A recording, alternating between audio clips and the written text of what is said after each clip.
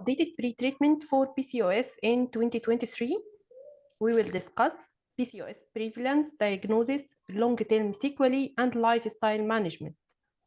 What is new in 2023? PCOS is one of the most common endocrine disorders affecting female in childbearing period. It affects about from 10 to 13% globally when using Rotterdam criteria. It has a high prevalence in Southeast Asian and in Eastern Mediterranean region. Diagnosis in adult by Rotterdam criteria with 2 out of 3, oligo or an ovulation, hyperandrogenism, either clinical or biochemical, polycystic ovary morphology on ultrasound. Due to advanced technology, ISHRI in 2018 has refined the diagnostic criteria on ultrasound by follicle number per ovary more than or equal 20 and or ovarian volume more than or equal 10 milliliter in either ovary when using transvaginal sonography, ensuring that there is no corpus luteum or cyst or dominant follicle on the ovary. A regular cycle is defined as normal in the first year post-menarche. From 1 to 3 years post-menarche, it is irregular if it is less than 21 or more than 45 days. From 3 years post-menarche to till perimenopause, it is irregular if less than 21 days or more than 35 days or less than 8 cycles per year. Any cycle more than or equal to 90 days for any one cycle. If the female is more than 1 year post-menarche, it is considered a regular cycle. Primary amenorrhea is the absence of menses till the age of 15 or 3 years post-cilarche. Ovulatory dysfunction can still occur with regular cycle. It can be confirmed by serum progesterone level when needed. About second point in Rotterdam, hyperandrogenism.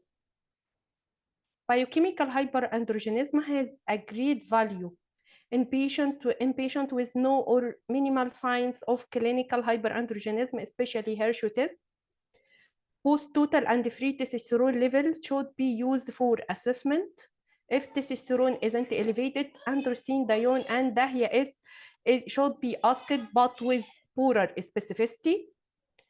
Laboratory should use highly accurate mass spectrometry assay over immunoassay for testing.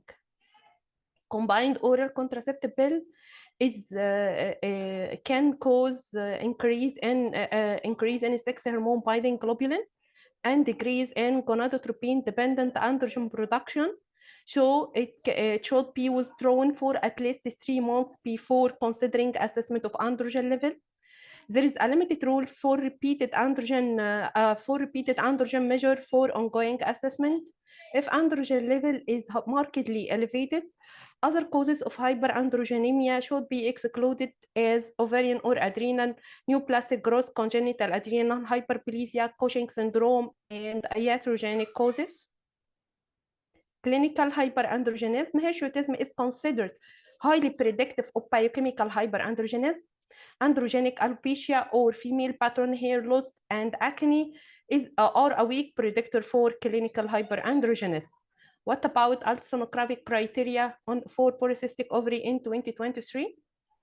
Follicle number per ovary more than or equal 20 in at least one ovary is the most accurate ultrasonographic marker for assessment. Ovarian volume more than or equal 10 milliliter. Follicle number per section more than or equal 10 in at least one ovary. Transvaginal sonography is the most accurate procedure when it is accepted by female. But when using transabdominal sonography, we should report ovarian volume and or follicle number per section in either ovary. And what about anti-Mullerian hormone? Anti-Mullerian hormone can't be used as a single test for diagnosis of PCOS. It can be used as a substitute for polycystic ovary morphology. Both ultrasound and AMH shouldn't be performed to limit over diagnosis. Till now, there is till now there is no agreement on a specific cutoff value for AMH level. Many factors may affect the AMH level as it peak in age between 20 to 25 years. Higher body mass index may depress or suppress the AMH level. Hormonal contraception and ovarian surgery may decrease AMH level. What about adolescent? Diagnostic criteria in adolescent depends on the presence of both irregular cycle and hyperandrogenism. After exclusion of other causes, both ultrasound and AMH aren't recommended for diagnosis in this age group. For adolescents who have some feature of PCOS but not full diagnostic criteria, this group are at increased risk, so reassessment at full reproductive maturity, 8 years after menarche, should be done. This especially in patients with persistent fissure and those with significant weight gain in adolescents. Long-term sequelae of PCOS: cardiovascular, impaired glucose, endometrial hyperplasia, and cancer, and psychological effect. PCOS can be considered as a risk factor. PCOS female are considered at increased risk for cardiovascular disease and potentially for cardiovascular mortality. So PCOS female, regardless her age or body mass index, should be asked to have lipid profile at diagnosis. Frequency of measurement should depend on the level of hyperlipidemia or the presence of hyperlipidemia and any additional risk factor. Moreover, blood pressure should be measured annually, and when planning pregnancy or seeking fertility treatment, preventive strategy should be used for this female to reduce cardiovascular risk.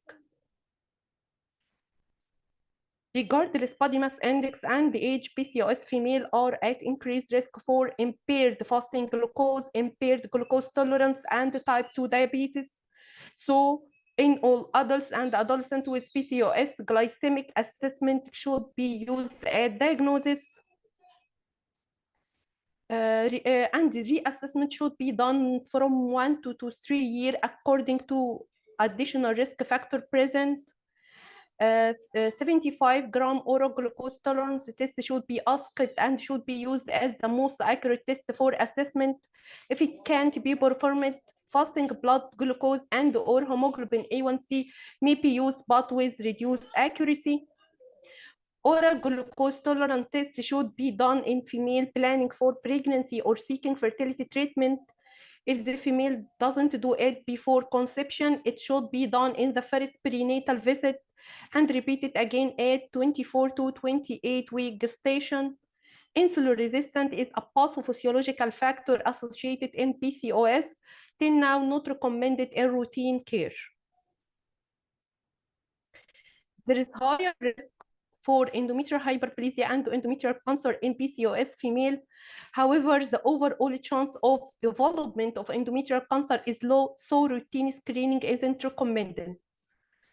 When patients have excessive thick endometrium, we should do biopsy with histological analysis, and withdrawal bleeding is indicated in such patients. So preventive strategies such as weight management, cycle regulation, and regular progesterone therapy should be advised for these females. What about psychological issue in PCOS? PCOS is associated with adverse impact on the female quality of life. PCOS features like excess weight, hirsutism, may make female insecure about her body image and adversely affecting her relation and psychosexual life. There is increase in prevalence of depressive and anxiety symptoms and even eating disorder. So this female should be screened for these psychological issue and offer treatment if needed. Lifestyle management. The focus should be on a healthy lifestyle in preventing excess weight gain, especially in those who aren't overweight and in adolescent and at key life point. Lifestyle management, including exercise, diet, and behavior strategy, should be used. Behavior strategy including cognitive behavior intervention, is considered the most commonly used psychological approach for lifestyle management to maintain a healthy lifestyle. Diet, no evidence to support any one type of diet over a diet composition over another, but we should advise to keep a healthy dieting, healthy eating according to individual preference to maintain it. There is a lack of evidence supporting any benefit of any type and intensity of exercise over another. We should advise female to replace sedentary time sitting or on screen by sustained physical activity. Physical activity is considered any body movement produced by skeletal muscles that required energy consumption. For prevention of weight gain in adults, at least 150 to 300 minutes of moderate intensity activity or 75 to 150 minutes of vigorous intensity activity plus muscle strengthening activity on at least 2 separate days per week is advised. For weight loss in adults, at least 250 minutes per week of moderate intensity activity or 150 minutes per week of vigorous intensity activity plus muscle strengthening activity on at least two separate days per week is advised. For adolescents, at least 60 minutes of moderate to vigorous intensity physical activity per day, including muscle strengthening activity at least 3 times per week. We should be careful. Some women are suffering from weight stigma, which is the social devaluation of individuals because of their weight. It has a serious negative impact on female life, which may lead to poor health behavior with avoiding exercise and higher food intake. So we should ask permission to discuss this issue with female, and also we should ask permission before measure weight with female and using a strategy to minimize her discomfort. Be sure that every appropriate equipment is available for women of all sizes. We should replace the term overweight and obese, which can be stigmatizing, with other alternatives like higher weight. Healthcare professionals should offer all women pest management, assessment, and treatment regardless their weight. Take-home message: PCOS is one of the most common endocrine disorder. Rotterdam criteria is used for diagnosis. PCOS is a risk factor for many lifelong consequences. Healthy lifestyle, including behavior, diet, and exercise for prevention of excess weight gain or even for weight loss, is a core focus in management. Respect weight stigma in overweight PCOS female. Thank you.